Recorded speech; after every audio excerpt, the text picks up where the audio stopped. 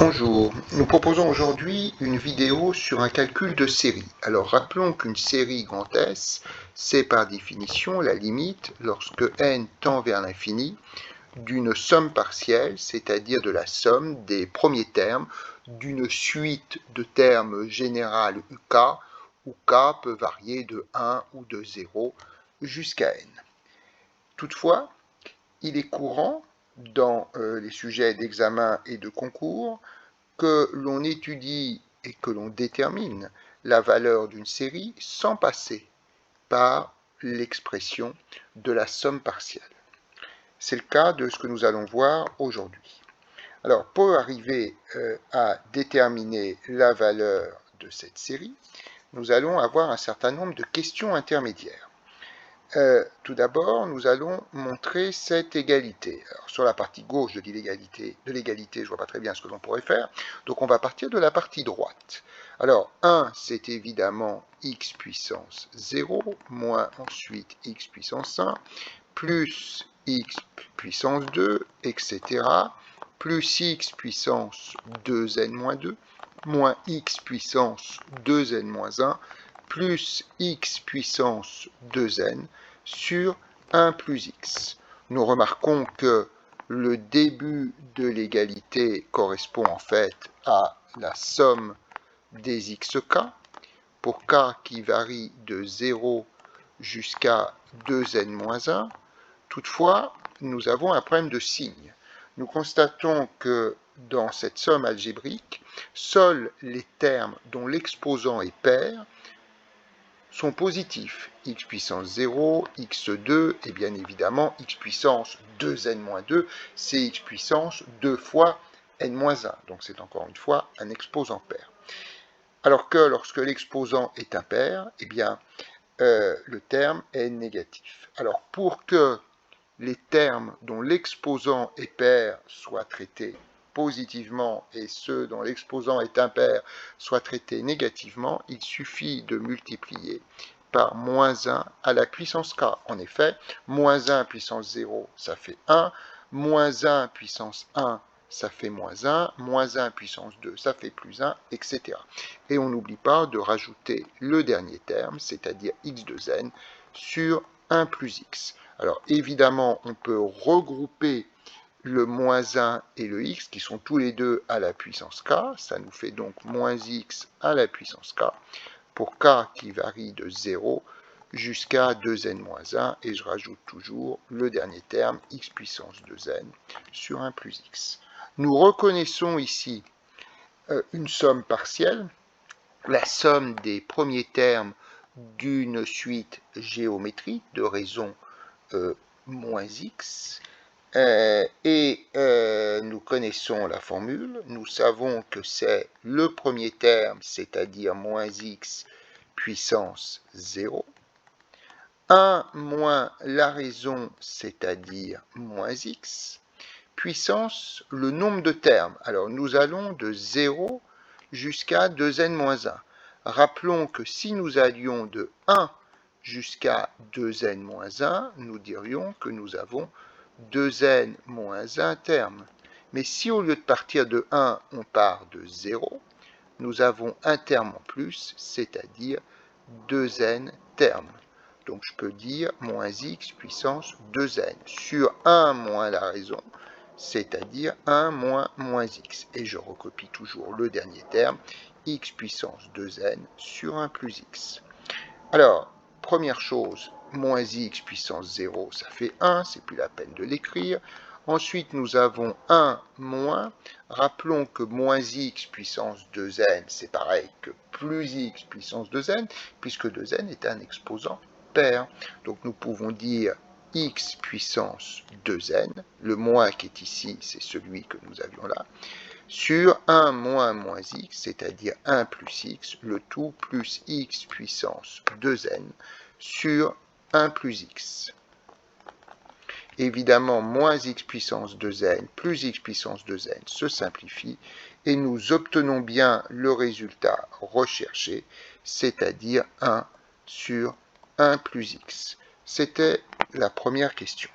Deuxième question qui est très simple, c'est de calculer l'intégrale de 0 à 1 de x puissance n dx. Nous connaissons la primitive, ou plutôt une primitive de x puissance n, c'est x n plus 1 sur n plus 1, que nous faisons varier entre 0 et 1, et bien évidemment, 1 puissance n plus 1 faisant 1, ça nous fait 1 sur n plus 1 moins 0, ça nous fait 1 sur n plus 1. Troisièmement, nous voulons démontrer cette double inégalité. Rappelons que lorsque nous voulons établir des inégalités comprenant des intégrales, il faut jouer sur les bornes de l'intégrale. Car si nous intégrons par rapport à x entre 0 et 1, cela signifie que x est compris entre 0 et 1. Évidemment, 1 plus x sera compris entre 1 et 2. Bien sûr, l'inverse de 1 plus x sera compris entre 1 demi et 1. Et rien n'empêche de multiplier évidemment, nous pouvons dire que ceci c'est positif, accessoirement. Donc nous avons 0 qui est inférieur à xn sur 1 plus x. Xn est nécessairement positif puisque x est positif, qui est inférieur à xn. Rien ne m'empêche de passer à l'intégrale et d'intégrer de 0 à 1. 0 étant inférieur à 1, je peux dire que 0 est donc inférieur à l'intégrale de 0 à 1 de xn sur 1 plus x dx, qui est inférieur à l'intégrale de 0 à 1 de xn dx, et nous venons de démontrer que l'intégrale de 0 à 1 de xn dx, c'était 1 sur n plus 1. Donc nous avons 0 qui est inférieur à l'intégrale de 0 à 1 de xn sur 1 plus x dx, qui est inférieur à 1 sur n plus 1. On veut en déduire la limite de l'intégrale qui se trouve au milieu, lorsque n tend vers l'infini. Nous voyons qu'à gauche, cette intégrale est minorée par 0, et nous voyons qu'à droite, elle est majorée par 1 sur n plus 1, qui tend, lorsque n tend vers l'infini, vers 0. Eh bien, je peux dire par théorème des encadrements,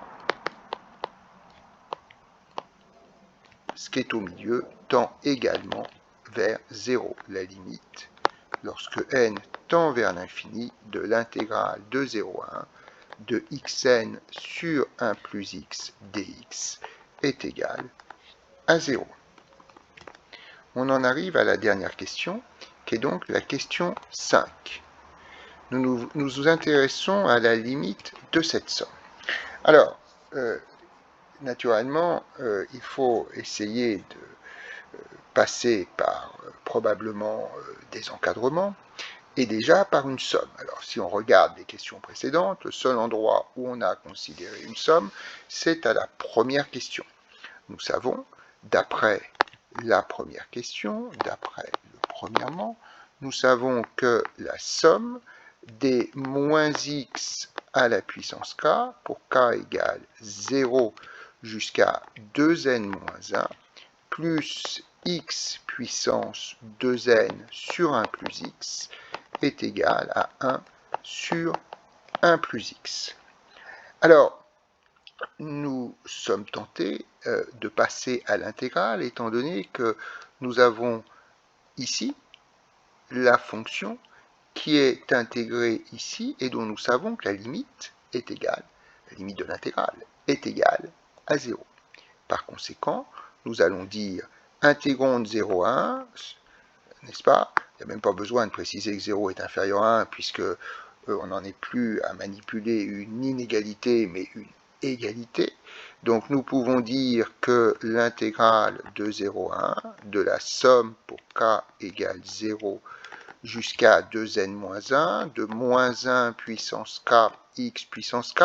Je développe ce moins x puissance k sous la forme moins 1 puissance k fois x puissance k, car je constate que dans le résultat recherché, il y aura un moins 1 puissance k moins 1. Plus donc l'intégrale de 0 à 1 de x puissance 2n sur 1 plus x, qui va donc être égal à l'intégrale de 0 à 1 de 1 sur 1 plus x dx.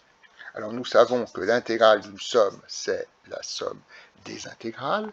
Donc nous pouvons dire sigma pour k égale 0 jusqu'à 2n-1, de l'intégrale de 0 à 1 de moins 1 puissance k, x puissance k, on avait oublié d'écrire dx au-dessus, x puissance k, voilà, plus donc l'intégrale de 0 à 1 de x puissance 2n sur 1 plus x dx égale, alors ici nous reconnaissons à l'intérieur de l'intégrale une fonction du genre u' sur u, dont une primitive est le log de valeur absolue de u, c'est-à-dire ici u étant égal à 1 plus x, log de valeur absolue de 1 plus x que nous allons faire varier de 0 à 1. Alors, si nous revenons ici, nous constatons que nous intégrons par rapport à x, donc le moins 1 puissance k peut opportunément être sorti de l'intégrale, pas de la somme, puisque nous sommons par rapport à k, mais de l'intégrale, puisque nous intégrons par rapport à x, et donc nous pouvons écrire sigma pour k égale 0 jusqu'à 2n-1 de moins 1 puissance k, intégrale de 0 à 1 de xk dx, plus intégrale de 0 à 1 de x puissance 2n sur 1 plus x dx égale log de 2 moins log de 1, c'est-à-dire 0. Alors, il ne nous reste plus grand-chose à faire. Nous pouvons d'ores et déjà calculer l'intégrale qui est ici. Nous savons que c'est xk plus, la primitive de xk, c'est xk plus 1 sur k plus 1, une primitive entre 0 et 1, plus toujours intégrale de 0 à 1 de x puissance 2n sur 1 plus x dx égale log de 2.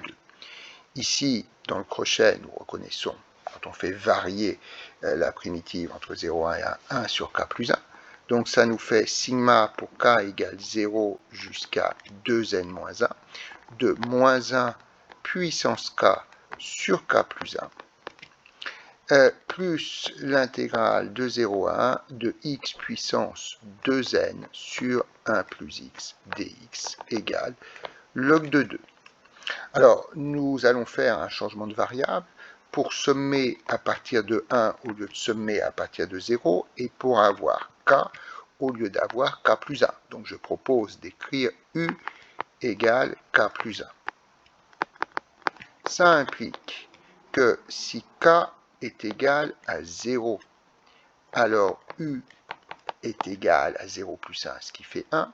Et si maintenant k égale 2n-1, on en déduit que u égale 2n moins 1 plus 1, ce qui nous fait 2n.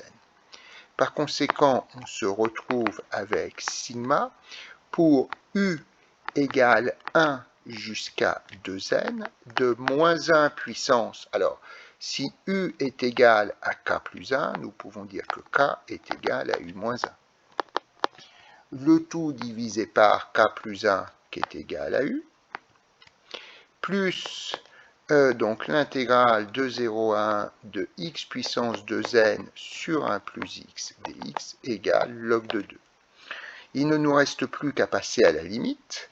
Lorsque n tend vers l'infini, alors u est la variable de sommation, c'est une variable muette, on peut remplacer le u par k pour coller aux notations de l'énoncé, donc pour k égale 1 jusqu'à 2n, de moins 1 puissance k moins 1 sur k, plus donc la limite de cette expression, nous l'avons vu que la limite de x puissance, de l'intégrale, pardon, de 0 à 1 de xn sur 1 plus x est égal à 0. Si on remplace n par 2n, ça ne change rien en matière de limite.